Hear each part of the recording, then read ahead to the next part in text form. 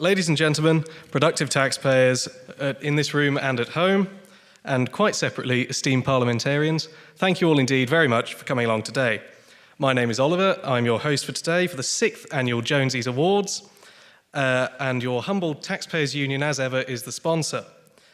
The Jonesy Waste Awards are a tongue-in-cheek celebration of the very best of the worst of government wastage and expenditure. As you can imagine, our team have had quite the task going through a number, and when I say a number, I mean literally hundreds, of different nominations and possibilities of who could be on this list. The way that this will work today is we have rifled through all of the very best magicians that make your taxes disappear in the name of public service, and we've come up with 5 nominees for the category of local government waste, central government waste, and one final winner for the very best, the most coveted award, the Lifetime Achievement of Absolute Wastage Award. So, I know that you've all been waiting, and we don't like to keep all our productive taxpayers not working, because we're not the government. So without further ado, I'd like to welcome my colleague Connor to introduce the Local Government Wastage Award nominees.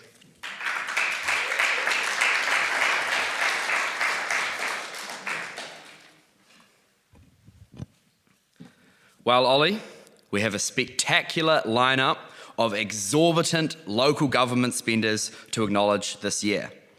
Our first official nomination in the local government category is Otago Regional Council for their Wallaby culling nightmare. Now, as you may know, there has been quite the exodus to Australia lately. Apparently, our friends across the ditch are providing a much-needed refuge from the spending sprees of our own politicians. But it seems the Otago Regional Council decided they weren't going to let our Aussie pals have all the fun. They wanted revenge, and boy, did they get personal. They teamed up with Biosecurity New Zealand to go on a wallaby killing rampage. And they weren't mincing words. Nope, they wanted to destroy, yes, that's their words, destroy as many wallabies as humanly possible. Armed to the teeth and soaring through the countryside on a helicopter, they went full Rambo on these wallabies. The result? A budget obliterated faster than you can say crikey. They torched a cool 2.8 million taxpayer dollars and ratepayer dollars and a whopping 26,000 hours of labour for a grand total of, wait for it, 18 wallabies. Yes, you heard that correctly. That works out at more than $150,000 per wallaby dispatched. It would have been cheaper to charter them all private jets and send them back to Australia with champagne to boot. They say it takes 10,000 hours to truly master something. So, based on these results, it seems fair to say that the Otago Regional Council have mastered wasting your money 2.5 times over. Local ratepayers must be hopping mad. Our second nomination is the Far North District Council for their pricey premier puppy palace. Money may be tight, roads crumbling, and infrastructure waving the white flag. But our northernmost district council has birthed the Versailles of dog pounds, a pure pooch paradise. Yes, seriously, that's what they called it. Originally pitched as a $200,000 project to refashion Kaikohi's Malka kennels into a sanctuary for 24 pups, this ambitious canine adventure morphed into a whopping, hold on to your collars, $2.4 million mansion with space for a mere 10 dogs. That's $240,000 per pooch. And astonishingly, 3.5 times the average cost of a dwelling in that district. And thanks to a COVID kick-in from the Provincial Growth Fund, it's not just Far North District ratepayers paying. That's your money going up in flames.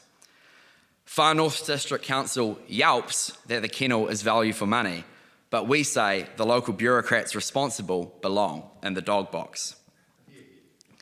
The third nomination in the local government category is Auckland Transport, who are paying for their staff not to use public transport.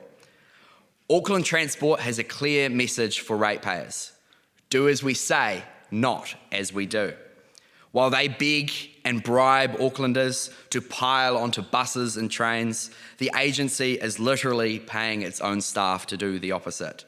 In 2022 alone, Auckland Transport shelled out a grand $190,000 on flights, an additional $27,542 on Ubers and taxis. They're spending on buses a mere $4,700.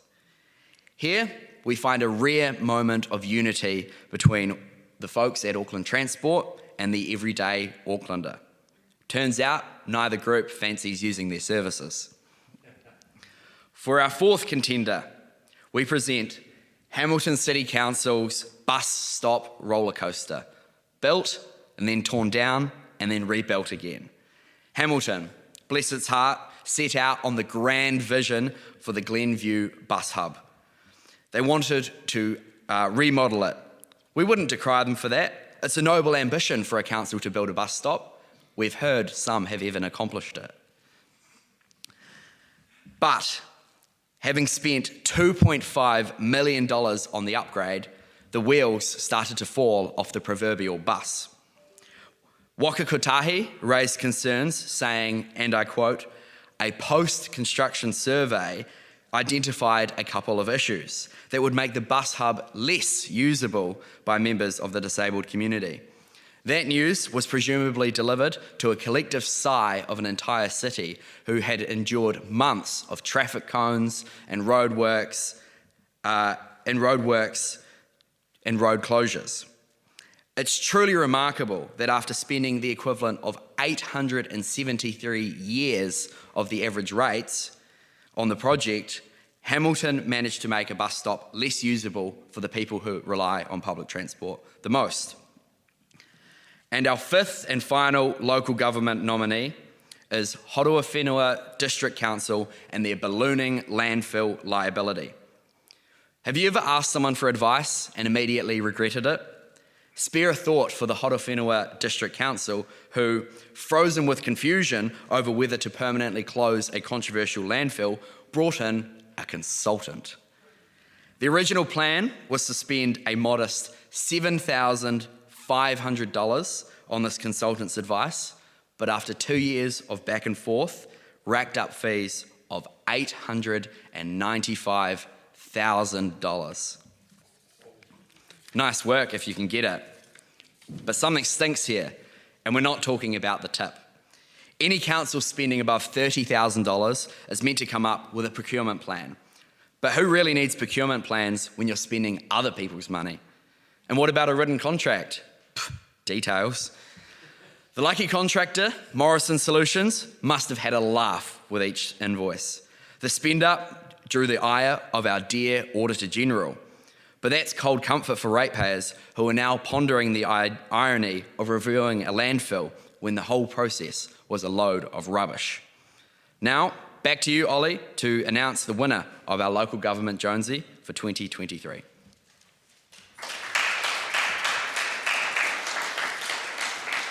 Thank you very much indeed, Connor. I think you can all agree there's some worthy winners there. And certainly we had fun at home writing that. But I couldn't do this without our mascot, and it would be remiss of me at this point not to introduce Porky, the waste hater, the cynical but incorrigible, the best investigator we've got, the one that goes down deep into the trough to find where the politicians and all the public servants are with our cash. Porky, would you do me the honours of passing me an envelope, if you're able? And I can announce the winner of our local government Waste Award this year is Otago Regional Council.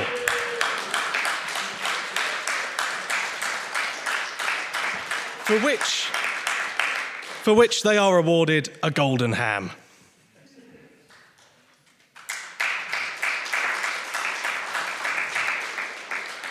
And now we come to the much bigger leagues, the ones that have probably made you angriest throughout the year and certainly have made us spit feathers.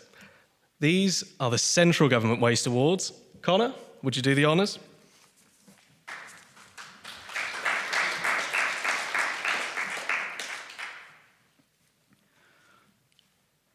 Well, Ollie, hold on to your wallet because it's about to feel a heck of a lot lighter with today's nominations. Our first central government nominee is the Ministry of Foreign Affairs and Trade for their $5 million private school gravy train. Now let's talk about the best scholarship program in town. The Ministry of Foreign Affairs has been, by which we mean taxpayers have been funding, foreign private schools for the children of diplomats to the tune of $5 million in just 1 year. That's right. While many kids in New Zealand have barely seen the inside of a school for the past year, 63 well-paid diplomats are thanking their lucky stars and all of you for funding their children's posh education abroad. If diplomats want to dip into their existing earnings to send little Adeline and Isaiah to art school in Berlin, that's their right. But getting this free perk on top of their already eye-watering salaries is an insult to Kiwi kids who look on with envy at the facilities of foreign state schools, let alone private international academies. So on to our second nomination. Let's get Wellington moving for their $2.4 million set of traffic lights on Cobham Drive. Let's get Wellington moving, the gaff that keeps on giving. Having been established way back in 2015, the program has managed to clock up $130 million in consultant fees and have managed to deliver exactly 2 projects: lower speed limits and a pedestrian crossing on Cobham Drive. A whopping $2.4 million was splashed out, with $500,000 of that going to consultants.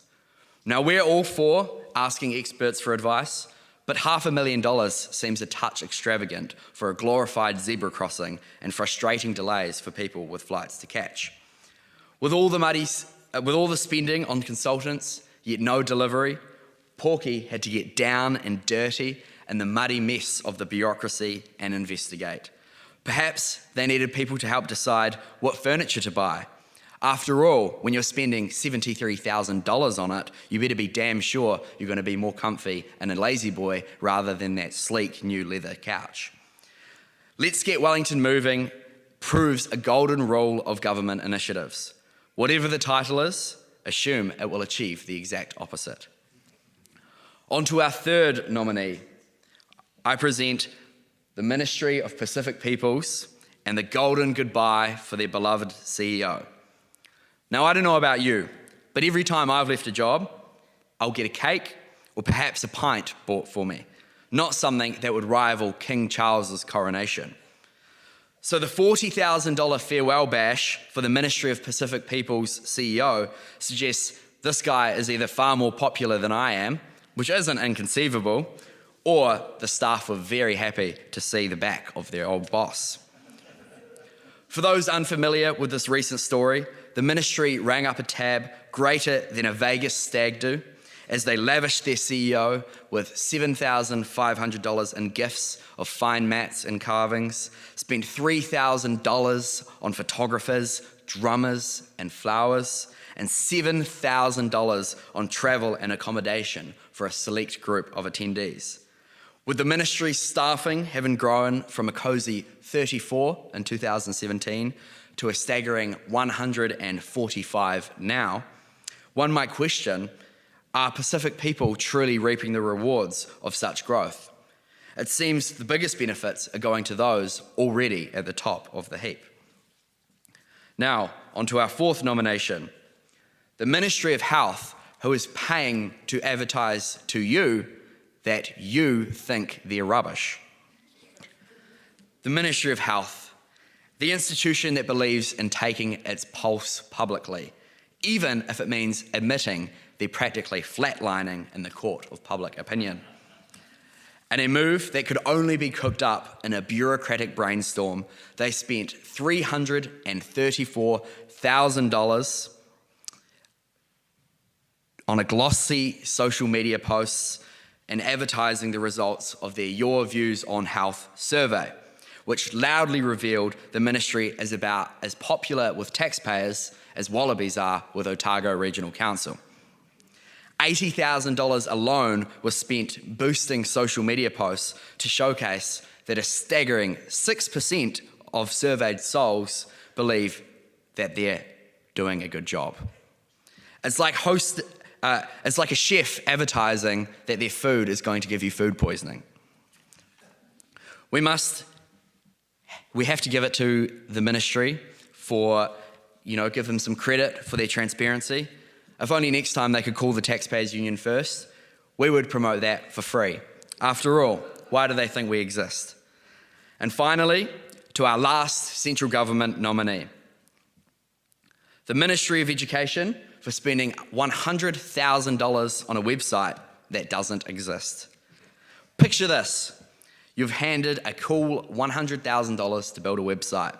You work on it, maybe jazz it up a little with some fancy animations, toss in some snazzy graphics, but then you show your bosses who stare into its blank, soulless pages and say, nah, it wasn't necessary after all.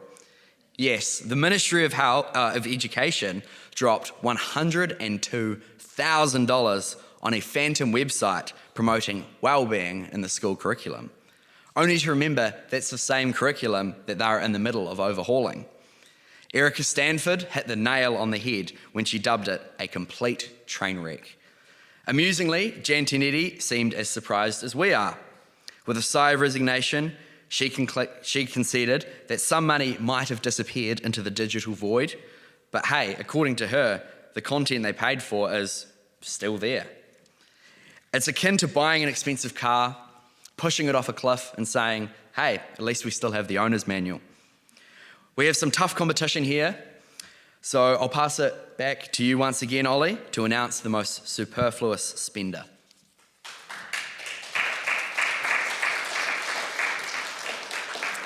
Thank you very much, Connor. And on this one, we were struggling for a while, but I don't think it's going to be in much doubt. I turn once again to my emotional support pig, Porky. If you could do the honours this time. Thank you very much indeed. And the winner of the Central Government Waste Award is the Ministry for Pacific Peoples.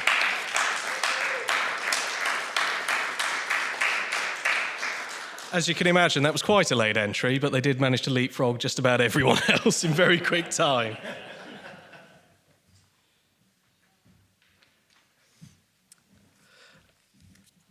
And now, we finally reached the peak of monetary madness.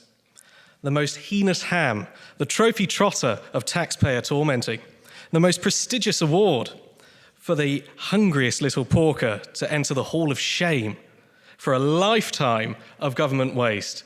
So many competed this year, so many, but there can only really be one winner. Connor, who has made the biggest pig's ear of the public purse?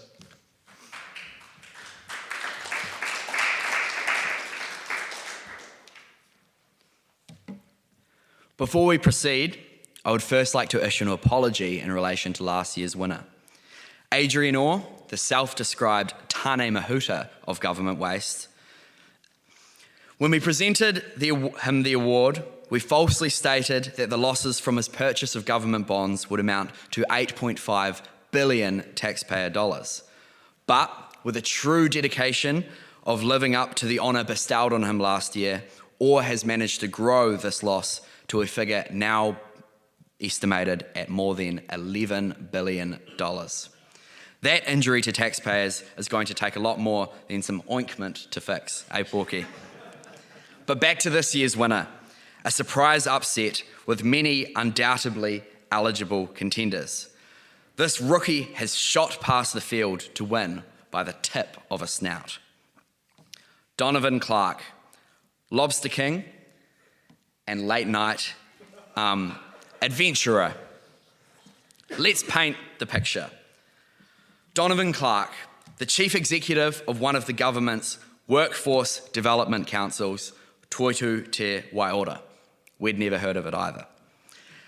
Clark came to national attention when it was revealed that he went on a lavish jaunt overseas for a vital work conference on the taxpayer dollar. We're talking lobster feasts, calamari canapes, booze galore, and post-midnight taxi trips every single night that he was abroad. Was it a work conference or a culinary crusade? We're not entirely sure. One is led to wonder, was it Cinderella escaping from the ball, or was Clark retreating from a wild night out? And should we mention the conference he attended? It was organised by the Council of Ambulance Authorities, whose chief executive just so happens to be Clark's very own chairman, David Waters. What a coincidence. The peak of Mr. Clark's overseas indulgence came when he splashed out on Korean chicken wings and tiger beer for lunch, a lobster, prawn and calamari seafood bonanza lathered with Mornay sauce for dinner, doing who knows what until 3:36 a.m. when he finally ordered a taxi back to his luxury hotel to further indulge in taxpayer-funded hotel snacks. Yep, all of that is on the taxpayer credit card. Oh, and did I mention the Caprioska cocktails? Just 3 hours after returning to his hotel at 3:36 a.m, he was back in another taxpayer-funded taxi to the airport to head back to Wellington. But poor taxpayers' suffering didn't end then, and understandably exhausted Mr. Clark spent $22 on a bacon wrap and coffee. Sorry, Porky. And what we can only guess was a desperate need for a shower. Clark charged another $80 to the taxpayer to get access to Singapore Airlines luxury sky lounge less than 90 minutes before his flight was due to depart. Unfortunately, he lost the receipt for the sky lounge, but we're willing to take his word that's how he spent that money. Intriguingly, every delectable dish and drink was labelled either as an external drinks meeting or cryptic lunch and drinks with ? The mystery deepens. Who was this elusive guest? In his first 11 months as chief executive, Clark outshone his peers in a spendathon, using his taxpayer-funded credit card to the whopping tune of $72,862.03, more than twice as much as the 5 other chief executives combined. He's certainly making his mark, isn't he? The organisation's 2022 annual report, signed off by Mr. Clark, boasted the success of the organisation's systems, policy and procedures, noting that the sensitive expenditure policy had been adopted and socialised with staff. This policy covered travel and expenses, catering and entertainment, and credit card use. Either that policy is very loose or Mr. Clark didn't bother to read it. After questions started getting asked, Mr. Clark was suddenly put on 6 months of paid leave while an investigation commenced. Rather than face the embarrassment of addressing his spending habits, Clark eventually resigned after an employment dispute which saw even more money pouring out of your pockets and into his.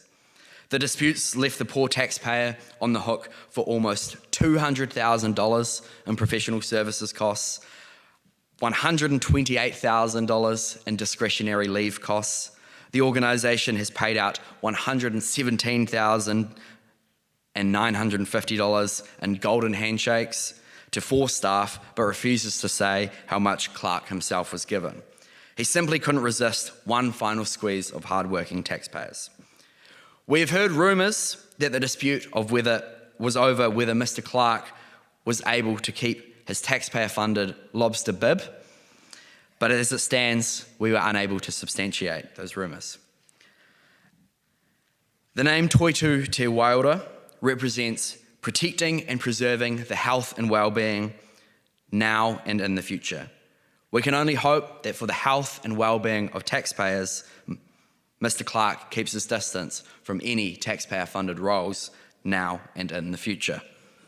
Until then, we hope Mr. Clark enjoys his time away from the Taxpayers Union's careful watch as he strides the golden path of prosperity, where rivers are brim with premium beer and the streets are paved with prawn, lobster and calamari. Ladies and gentlemen, can we have one final round of applause for our Jonesies 2023 Lifetime Achievement in Government Waste winner, Mr. Donovan Clark.